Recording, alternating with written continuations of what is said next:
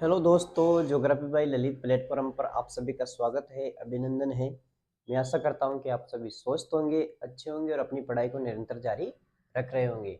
हमने Rajasthan labour assistant 2025 जिसका exam पहले तो नवंबर में था, अब इसकी डेट आगे बढ़ चुकी है। अभी ये नवंबर में नहीं होगा, इसकी ये कब होगा इसकी कोई संभावित डेट या फिर कोई डेट अभी जारी नहीं की गई, लेकिन ये फरवरी तक ये एग्ज़ाम हो सकता है। तो हमने राजस्थान लेबर सिस्टम 2025 के लिए जो क्वेश्चन आंसर की जो सीरीज स्टार्ट कर रखी है उसको हम वापस कंटिन्यू स्टार्ट करते हैं।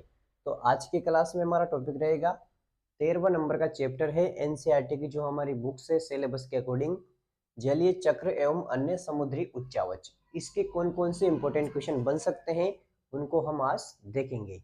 तो सबसे पहले हम इस चैप्टर से जो 20 इंपॉर्टेंट क्वेश्चन हैं उनको देखेंगे और उनके आंसर भी देखेंगे, ठीक है। तो सबसे पहला क्वेश्चन है, पृथ्वी पर जल की मात्रा है, पृथ्वी पर जल की कितनी मात्रा है?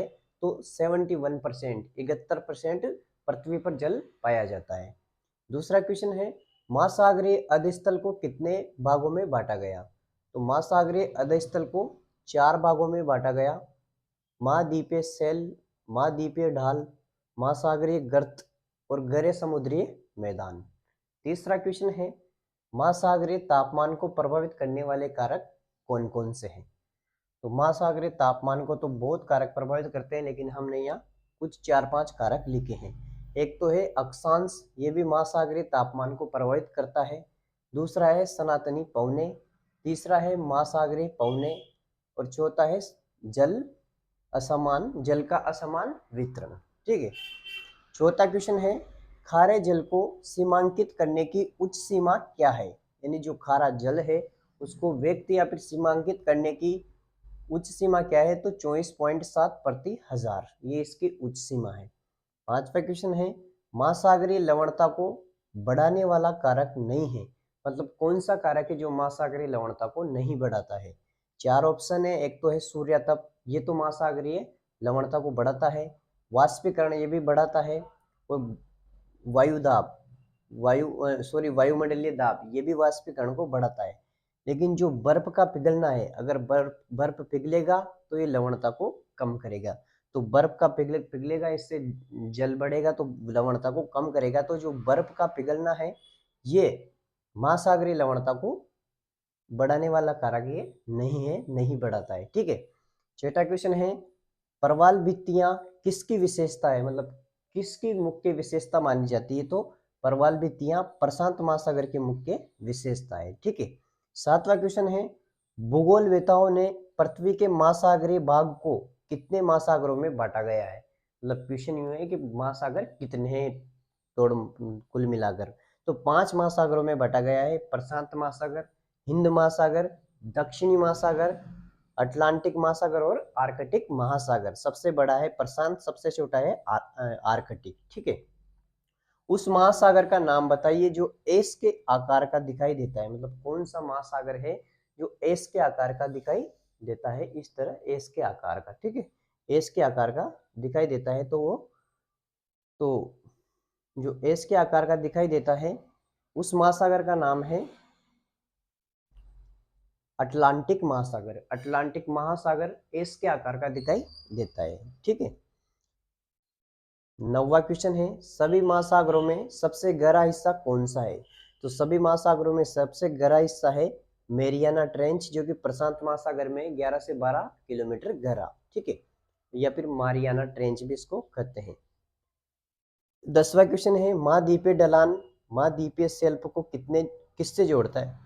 जो महाद्वीपीय ढलान है, जो महाद्वीपीय ढलान महाद्वीपीय शेल्फ को किससे जोड़ता है? तो ये जो महाद्वीपीय ढलान है महाद्वीपीय शेल्फ को ये महासागरीय घाटियों से जोड़ता है। तो ये याद रखना आप, महाद्वीपीय ढलान, जो महाद्वीपीय ढलान है, महाद्वीपीय ढलान महाद्वीपीय शेल्फ को, जो महाद्वीपीय ढलान है वो महाद्वीपीय शेल्फ को किससे जोड़ता है? तो महासागरीय घाटियों से, ठीक है।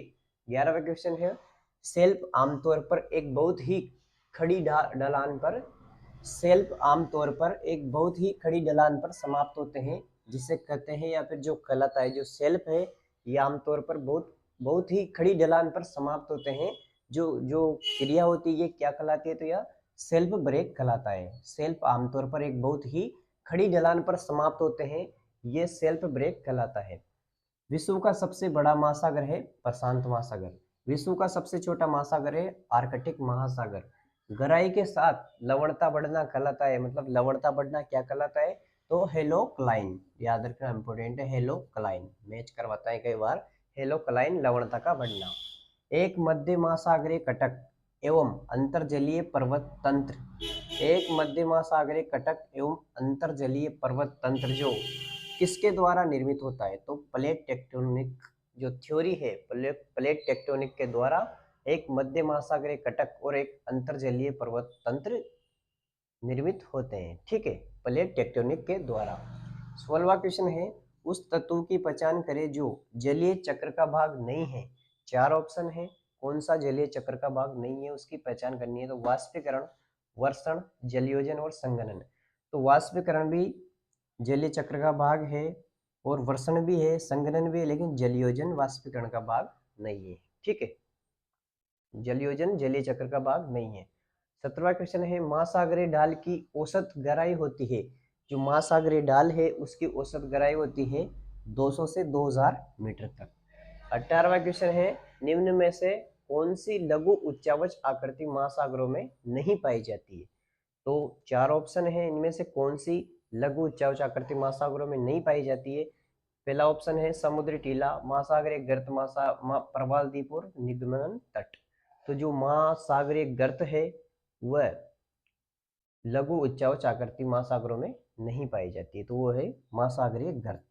ठीक है, 19वां क्वेश्चन है, लवणता के प्रति समुद्री जल में घुले हुए नमक की मात्रा को व्यक्त किया जाता है। जो लवणता के प्रति समुद्री जल में घुले हुए नमक की मात्रा को व्यक्त किया जाता है प्रति 1000 ग्राम में। ठीक है, लवणता के प्रति समुद्री जल में घुली हुई नमक की मात्रा को प्रति 1000 ग्राम में व्यक्त किया जाता है। डैश डैश डैश अपेक्षाकृत उतले समुद्र और खाड़ी के कब्जे वाले प्रत्येक महाद्वीप का विस्तारित मार्जिन होता है, तो महाद्वीपीय शेल्फ यहाँ आएगा। महाद्वीपीय शेल्फ अपेक्षाकृत उतले समुद्री और खाड़ी के कब्जे वाले प्रत्येक महाद्वीप का विस्तारित मार्जिन होता है, महाद्वीपीय शेल्फ। इस प्रकार से हमने 13वें चैप्टर के 20 क्वेश्चन और उसके आंसर कंप्लीट कर लिए हैं। कल हम इसका अगला चैप्टर देखेंगे 14वां नंबर का। अगर आपको ये क्लास अच्छी लगी हो तो इसको लाइक, शेयर और सब्सक्राइब जरूर करें। आप सभी का बहुत बहुत धन्यवाद। Thank you. रिवीजन के लिए दोबारा क्लास को देख लिए।